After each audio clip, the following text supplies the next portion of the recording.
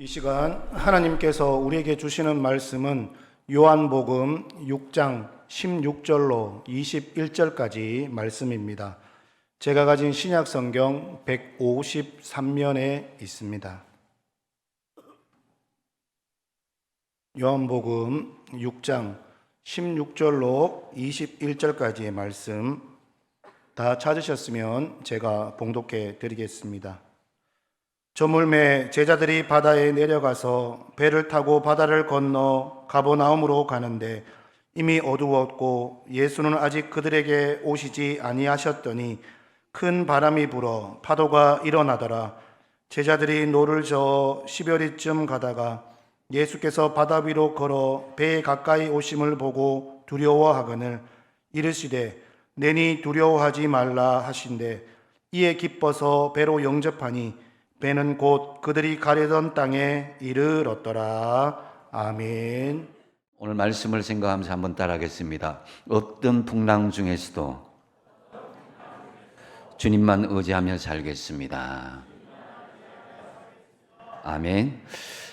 흔히들 사람들은 이 인생은 바다와 같다 이렇게 이야기하죠. 별 탈 없이 그럭저럭 잘 지낼 때도 있지만은 예상치 못했던 풍랑과 같은 어려움이 갑작스럽게 몰려올 때가 있습니다. 이것이 질병의 풍랑일 수도 있고 또 재난의 풍랑, 경제적인 풍랑일 수도 있고 인간관계의 풍랑일 수도 있습니다. 그 고통은 당해본 사람이 알 정도로 어떤 때는 심각하게 우리에게 그 고난이 닥쳐올 수도 있습니다. 특별히 농사를 짓는 분들 예측하지 못한 자연으로 인해서 거센 풍랑을 갑작스럽게 맞이하는 경우를 볼 수가 있습니다. 물론 요즘 농산물들 옛날에 비해서 많은 소출을 거두고 있습니다. 벼농사만 하더라도 과거보다는 한 3배, 4배 정도의 수확물을 소출하고 있습니다. 옥수수도 요즘 보면은 이 슈퍼 옥수수가 나와서 월등한 수확을 거두고 있는 것이 사실입니다. 포도나 사과, 배를 거두는 분들도 이전보다 훨씬 많은 수확을 하고 있는 것을 볼 수가 있습니다. 그러나 아무리 많은 이 과학 농경을 한들 사람의 힘으로 보장되는 소출을 분명하게 낼 수는 없습니다. 우박 한 번으로 한 번의 병충해로 모든 것이 끝장날 수도 있는 것이 이 농사이죠. 정말 도무지 예측할 수 없는 것이 자연 만물의 조화라고 할 수 있습니다. 저도 울산이 이렇게 추운 줄 몰랐습니다. 항상 패딩은 저 안쪽에 넣어놨는데 올해는 얼마나 추운지 겨울은 좀 이래야 된다고 하지만 너무 추운 것 같습니다. 그런데 그러나 이 자연이라 할지라도 사실은 우리 인간이 이 관장할 수 있는 것은 자연이 아니죠. 예수님의 제자들 이 오늘 본문에서도 어쨌든 이 자연은 우리 인간의 힘으로 100% 알 수도 없고 짐작할 수 없다는 것을 본문을 통해서 잘 보여주고 있습니다. 예수님의 제자들은 대부분 어부였죠. 근데 그들은 이 바다에서나 이렇게 나가서 이렇게 하는 그 모든 자연 환경을 누구보다도 잘 아는 그런 환경이었습니다. 그럼에도 불구하고 이 풍랑을 만나서 엄청난 고난을 겪고 제자들의 힘으로는 견디지 못할 그런 환경에 처하게 있음을 볼 수가 있습니다. 우리 가운데서도 지금 인생에서 도무지 이해가 되지 않는 이 풍랑을 만나고 겪을 때가 있습니다. 또 어떻게 해야 옳을지 판단하기 어려울 상황에 부딪힐 때가 있는 것이죠. 그리고 앞으로 어떻게 해야 될지를 도무지 예측도 할 수 없는 상황에 부닥칠 수도 있다라는 거죠. 그러면 우리가 살아가면서 언제 우리 인생에 풍랑이 일어나게 될 것입니까? 오늘 본문 17절과 18절에 보면은 배를 타고 바다를 건너 가버나움으로 가는데 이미 어두웠고 예수는 아직 그들에게 오시지 아니하셨더니 큰 바람이 불어 파도가 일어나더라 그랬습니다. 제자들이 이 배를 타고 갈릴리 호수를 지날 때 큰 바람이 불어 파도가 일고 그것이 풍랑이 되었는데 이 일이 언제 일어나는가? 먼저 첫째는 여기에 보면은 17절에 어두웠고라는 그런 말씀이 있습니다. 이 어두웠을 때에 제자들에게 풍랑이 일어났다라는 거죠. 여러분, 마찬가지로 우리 인생의 풍랑도 우리네 인생이 어두웠을 때에 예기치 못한 풍랑이 다가올 수 있음을 알 수가 있습니다. 우리가 빛 가운데 거하지 않았을 때에 세상적으로 어두운 곳에서 유리하고 방황하게 될 때 우리 인생이 풍랑이 일어나기가 쉽다라는 거죠. 우리 삶이 밝고 기쁜 모습이 아닌 어둠침침한 삶에 빠져들 수 있습니다. 자의적이든지 타의적인지. 저 거룩한 주님의 나라가 아닌 세상의 향락과 오락에 빠져들 때에 우리 인생에 풍랑이 일어나고 그 풍랑으로 인해서 우리는 예기치 못한 큰 고생을 겪을 수도 있습니다. 주님께서 요한복음 8장 12절에 말씀하시는데요. 같이 한번 읽어보겠습니다. 시작. 나는 세상의 빛이니 나를 따르는 자는 어둠에 다니지 아니하고 생명의 빛을 얻으리라. 아멘. 여러분, 내 자신의 인생에 어두운 밤이 오지 않도록 항상 주님과 동행함으로 나는 세상의 빛이 되고 사람을 살리는 생명의 빛이 되시기 바랍니다. 그리고 둘째로 언제 풍랑이 일어나는가? 어두웠고 예수는 아직 그들에게 오시지 아니하셨다라고 17절에 말씀하고 있는데요. 다시 말씀드려서 예수님이 함께 하지 않았을 때, 예수님과 동행하지 않았을 때에 예기치 못한 풍랑이 밀려왔다라는 거죠. 성경에 보면은 예수님과 동행하지 않고 함께하지 않았을 때에 이런 예기치 못한 고난과 풍랑이 임하는 것을 종종 볼 수가 있습니다. 예수님께서 함께 계셨을 때는 아무 일 없다가 갑작스럽게 예수님이 어디 가시고 제자들끼리만 있을 때에 참 문제가 이렇게 드러나고 어려운 문제 어쩔 줄 몰라 하는 일들이 많이 있음을 성경에서 볼 수 있습니다. 여러분, 언제나 예수님과 동행하시기 바랍니다. 예수님을 항상 내 안에 모실 때에 우리는 세상의 풍랑에도 자유로울 수가 있습니다. 왜냐? 우리 인생의 선장이 되시는 주님이 그것을 운행하고 있기 때문이다라는 거죠. 우리가 예수님 안에만 있으면은 예수님은 우리의 고난을 아시고 그것을 책임져 주시는 거예요. 히브리서 2장 16절에 보면 그 말씀인데요. 그가 예수님이 시험을 받아 고난을 당하셨은즉 시험 받는 자들을 능히 도울 수 있다라고 말씀하십니다. 얼마나 귀하고 기쁜 하나님의 조치입니까? 예수님께서 먼저 시험을 받고 고난을 당하셨기에 인간의 몸으로 오신 그 예수님께서 시험당하고 고난당한 우리를 능히 그 심정을 알고 도와주신다라는 것입니다. 어떤 인생 풍랑 중에서도 우리 주님과 항상 함께 하시고 예수님을 여러분의 인생의 선장을 삼으시기 바랍니다. 그렇다면은 우리가 풍랑이 일어났을 때 우리는 그럼 어떻게 해야 될 것인가? 이 부분에 대해서 우리가 믿음의 결단을 잘 할 수 있어야 됩니다. 먼저 우리는 노젓는 일을 멈추지 말고 계속할 수 있어야 된다. 힘들고 어렵더라도. 18절에 보면은 큰 바람이 불어 파도가 일어나더라 그랬습니다. 제자들이 배를 타고 가는데 큰 바람이 일더니 그것이 큰 파도를 일으켰습니다. 문제를 만나게 된 것이죠. 우리는 늘 지나는 그 길에, 늘 사는 그 환경에서 평소에는 아무 일 없다가 똑같은 환경과 조건에서 문제가 나타나는 경우가 있습니다.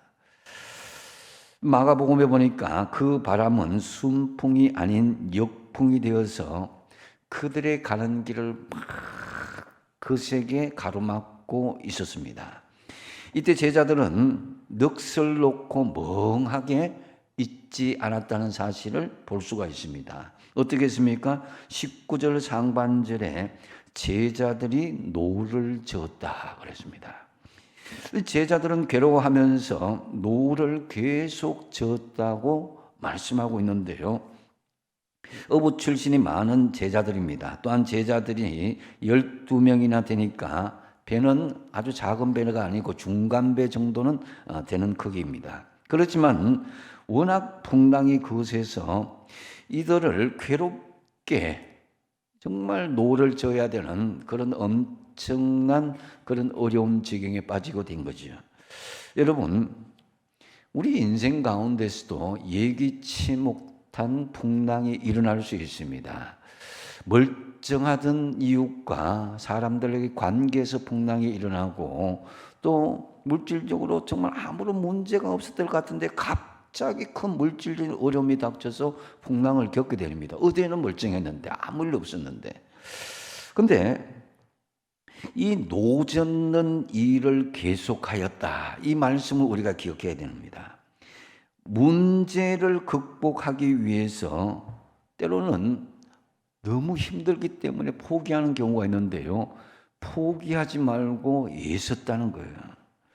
왜 나에게 이런 문제가 있는가? 나는 그래도 예수 믿고 하나님 잘 믿는 백성인데 왜 하나님이 이런 일이 생겼습니까? 반항하고 낙심하지 마시고 문제를 극복하고 헤쳐나가기 위해서 내 삶의 현실에 노를 계속 쳐나가야 되는 거예요. 코로나 이후에 이러한 현실들이 이제 코로나가 풀렸는데도 사람들이 위축되고 세상 밖으로 나가려고 하지 않고 용기를 가지지 못한 사람들이 참 많이 생겼습니다. 요즘 흔히들 하는 말로 이불 밖은 뭐 위험해 이렇게 이야기하자는 거죠. 세상 밖으로 나가는 것을 두려워하고 내게 주어진 주님의 사명을 감당하는 것조차 넋을 놓고 내려놓는 경우가 있습니다. 여러분, 사탄 마귀가 속삭이는 유혹에 넘어가지 마시고 문제 해결을 위해서는요, 여러분의 사명의 노는 계속 저어가야 되는 거예요. 성도는 문제를 만났을 때 그 문제 앞에 쓰러지는 사람이 아닙니다. 여러분, 그 문제를 뒤집어 버리는 성도가 되시기 바랍니다. 육적인 문제, 영적인 문제, 뭐 이런 문제 다 같습니다. 사탄 마귀와의 그런 관계에서도 마찬가지예요.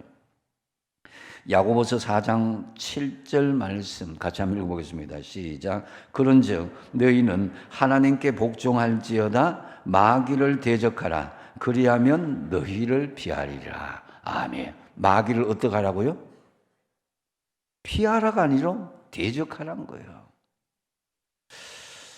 그래서 이 문제가 있지만 그 문제가 괴롭지만 때로 무섭고 힘들고 그렇게 하지만 믿음의 사람은 내게 주어진 사명의 노를 집어던지면 안 된다는 거죠.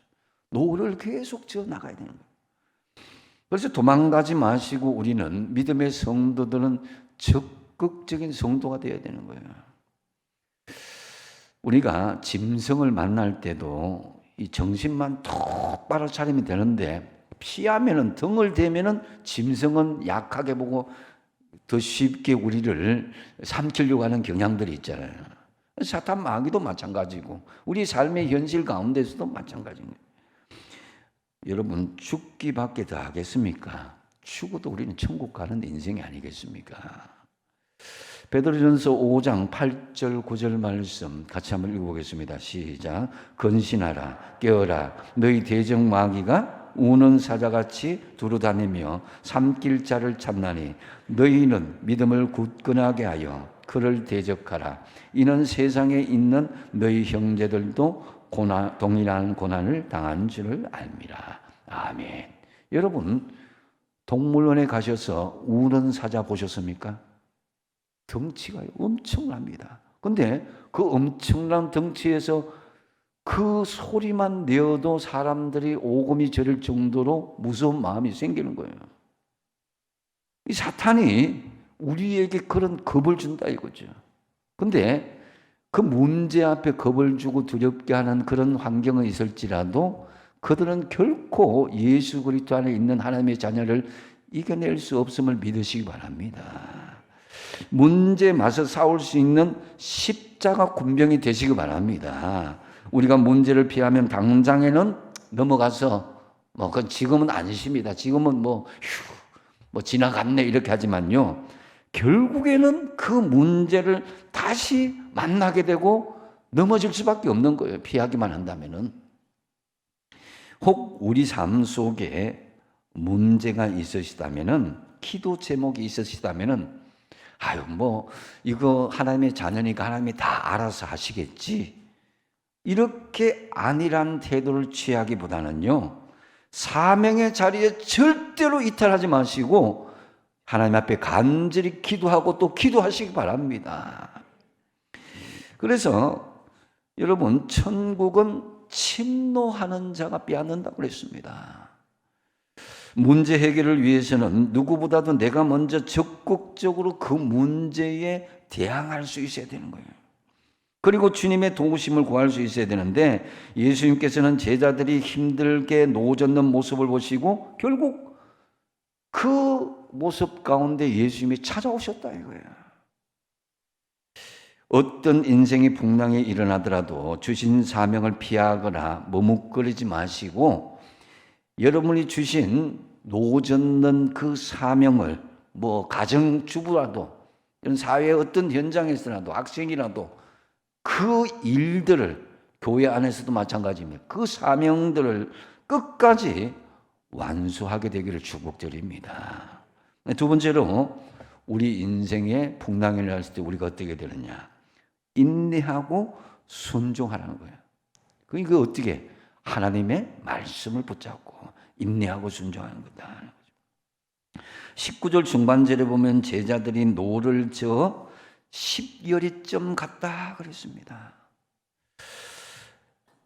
여러분, 제자들은 힘겹게 10여리를 갔다, 4km 남짓해서 갔다 이렇게 하죠. 예수님 이들에게 다가오는 시간을 그 시간이 이제 밤 사경이라고 마가복음에는 말씀하고 있습니다. 이 밤 사경에는요, 새벽 3시에서 6시쯤입니다.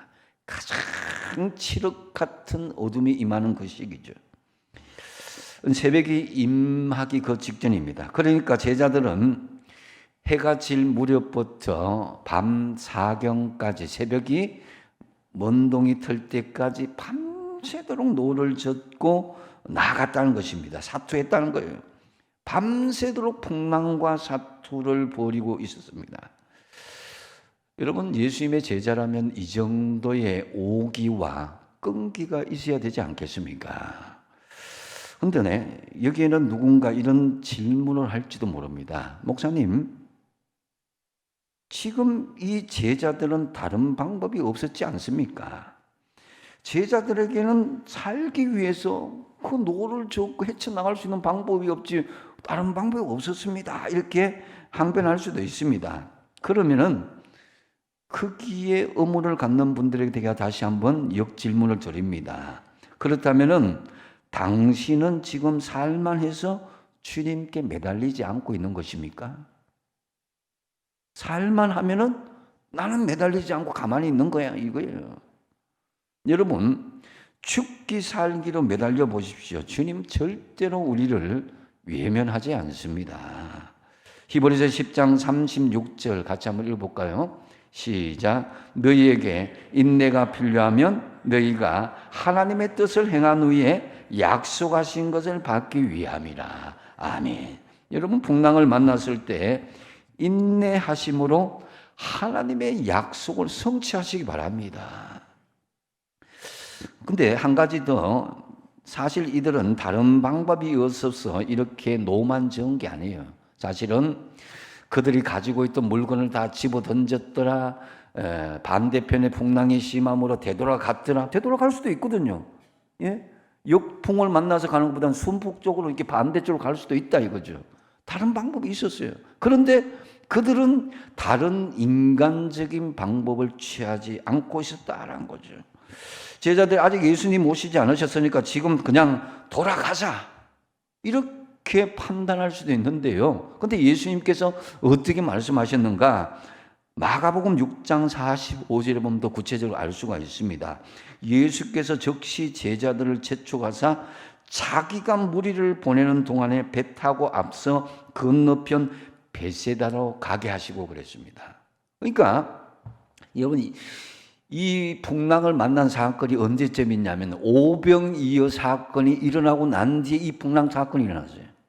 근데 오병이어는 사람의 힘으로 할 수 없는 하나님만이 할 수 있는 역사입니다. 그래서 5개의 보리떡과 2개의 물고기를 5,000명을 모이고 12광주를 남았다. 그건 사람이 할 수 없는 거예요. 그러면 제자들의 상태가 어떻게 될까요? 어깨가 어석 올라가고 교만하고 그 인간적으로 실족할 가능성이 많으니까 또 많은 사람들이 예수님을 왕으로 삼고자 하니까 너희들 빨리 배를 타고 베세다 건너편으로 먼저 건너가라. 나는 기도하러 가겠다. 이렇게 명령하신 거예요.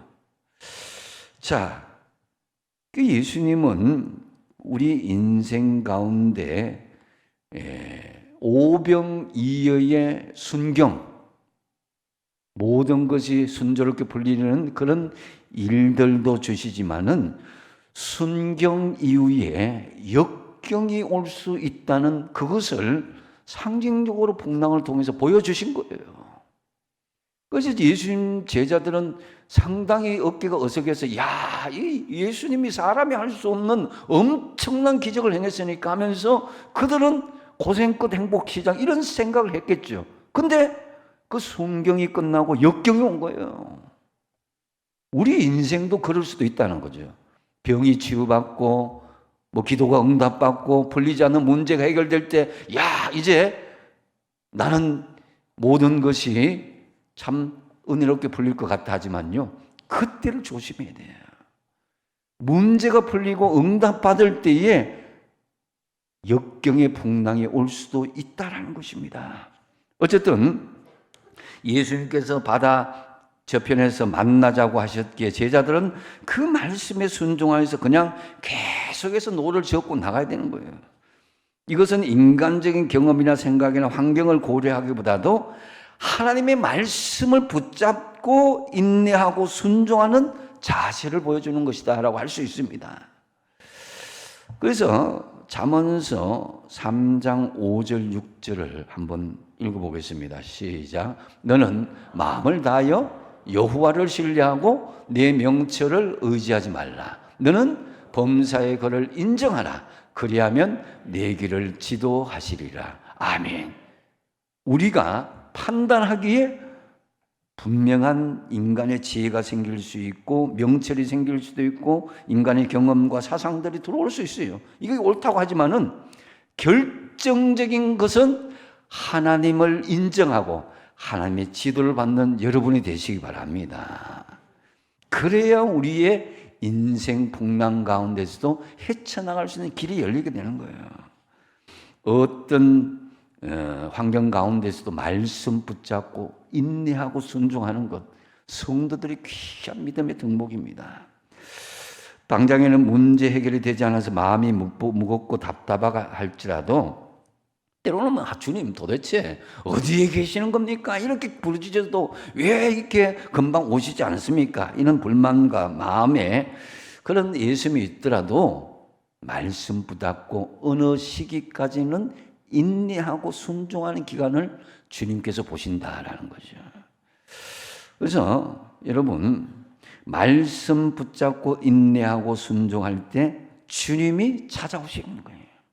요한복음 3장 36절에 같이 한번 읽어보겠습니다. 시작. 아들을 믿는 자에게는 영생이 있고 아들에게 순종하지 않은 자는 영생을 보지 못하고 도리어 하나님의 진노가 그 위에 머물러 있느니라. 아멘.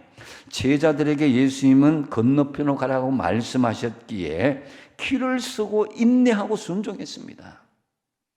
힘들고 괴로워도 참았습니다. 결국 제자들에게 예수님이 찾아오셨고 어떤 풍랑 속에서도 포기하지 않고 말씀 붙잡고 인내하고 순종함으로 하나님의 응답을 받게 된 것입니다. 여러분도 말씀 붙잡고 인내하고 순종하시기 바랍니다. 그리고 어떤 풍랑에도 이겨내셔야 되는 거예요. 세 번째로 풍랑이 일어났을 때 마지막으로 제일 중요한 일이 있습니다. 그것은 바로 내 삶의 주권자는 예수님을 인정하는 예수님을 내가 영접하는 거예요. 20절과 21절에 보니까 이르시되 내니 두려워하지 말라 하신데 이에 기뻐서 배로 영접하니 배는 곧 그들이 가려던 땅에 이르렀더라 그랬습니다. 목적지에 이르는 거죠. 제자들은 처음에 바다에 걸어오는 그분 예수님인 줄 모르고 굉장히 두려워했습니다. 그러나 그분이 예수님이라는 사실을 알고 기쁨으로 예수님을 맞이하고 영접하는 거죠. 예수님이 배에 오르시자 풍랑이 그쳤다. 여러분의 심령 속에 예수님이 오시게 되면 풍랑이 멈춰진다라는 것과 같은 이치입니다. 여러분, 예수님이 오시면 기적과 능력, 위로와 평강이 넘치게 되어 있습니다. 왜 예수님은 살아계신 하나님의 아들이시요 우리들의 그리스도이기 때문이라는 이 사실을 믿지 못하는 거예요. 그래서 여러분, 우리의 이 기적, 예수님은 하나님의 아들이심을 증명하는 기적 한번 생각해 보십시오. 아무리 은사가 많고 능력이 많은 주의 종이라 할지라도 오병이어의 기적이나 풍랑을 헤쳐서 걸어오는 기적은 사람이 할 수 없는 거예요. 이것은 분명히 예수님께서 하나님의 아들이시오 메시아라는 것을 보여주시는 증거이기도 합니다. 그래서 요한은 지금 계속해서 예수님이 하나님의 아들이심을 보여주는 기적을 보여주시는 거예요. 마태, 마가, 누가복음과 달리 이 요한복음은요 예수님이 메시아로 오셨다 하는 것을 보여주는 거예요. 이 마태복음은 왕으로 오신 예수님, 마가복음은 종으로 오신 예수님, 누가복음은 사람으로 오신 예수님을 말씀하시는데 이 요한복음은 계속해서 메시아로 오신 예수님, 하나님이신 예수님을 자꾸 보여주고자 하는 거예요. 그래서 여러분, 우리의 삶 속에 예수님은 때로 인간적인 모습을 오시고 종의 모습을 오시고 왕의 모습으로 오시기도 하지만은 결정적으로 예수님은 우리를 구원해 주시는 메시아시다는 것을 믿으시기 바랍니다. 여러분이 구원자이신 거예요.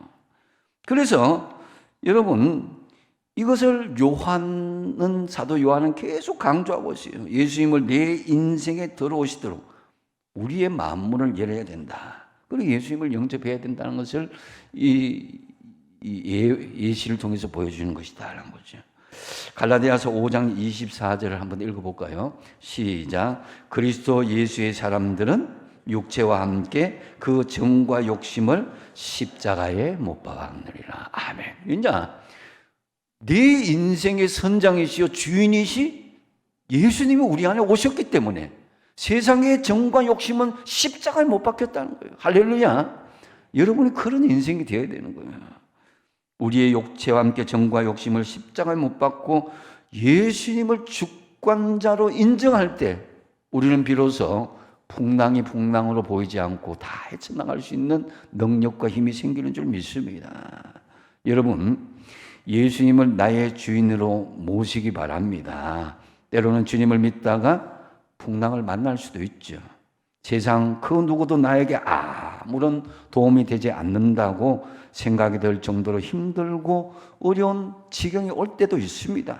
그러나 그 순간에도 예수님은 우리를 바라보고 계신다. 우리에게 오시고자 하는 것이다. 제자들이 바다 위에서 힘들고 고생할 때 예수님은 분명 그들을 바라보고 계셨고 그들의 인내와 순종의 자세가 무르익었을 즈음에 그들에게 찾아가셨던 거예요. 하나님의 아들만이 하실 수 있는 메시아이신 우리의 구원자이신 예수님이 그 기적을 보여주셨다라는 거죠. 우리는 할 수 없지만 주님은 할 수 있다. 어떻게? 내 삶의 주인으로 오실 때, 우리가 예수님을 영접할 때 가능하다는 것을 보여주시는 것이다라는 거죠. 주님은 분명히 우리가 감당하지 못하는 시험은 허락하지 않는다는 거예요. 이걸 안다면, 이 답지를 우리가 안다면은 우리는 어떤 두려운 시험에도 넘어지지 않게 되어 있습니다. 고린도전서 10장 13절 아시는 말씀 한번 읽어보겠습니다. 시작. 사람이 감당할 시험 밖에는 너희가 당하는 것이 없나니 오직 하나님은 미쁘사 너희가 감당하지 못할 시험 당함을 허락하지 아니하시고 시험 당할 즈음에 또한 피할 길을 내사 너희로 능히 감당하게 하시느니라. 아멘. 이 말씀의 은혜가 여러분에게 함께 하시기 바랍니다. 감당하지 못할 시험이 없다. 피할 길을 내어주신다. 결정적인 순간 하나님이 우리의 주관자가 되시고 우리의 모든 문제를 해결자가 되어주신다는 거예요.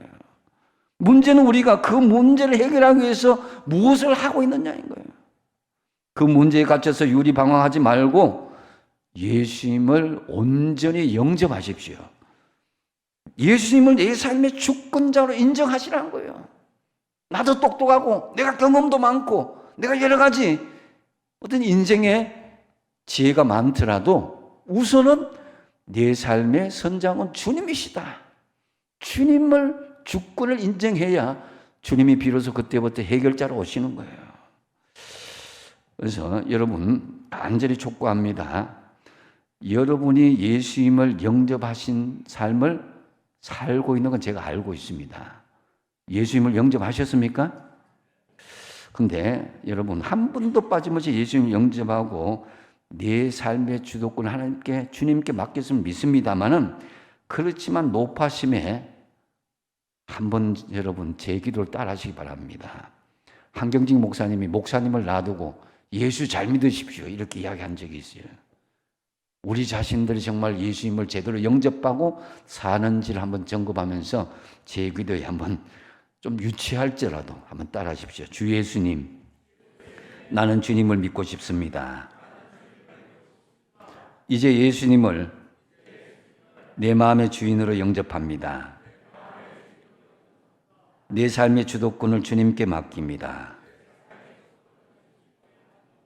이제부터 영원까지 내 인생을 주님 마음대로 사용하여 주십시오.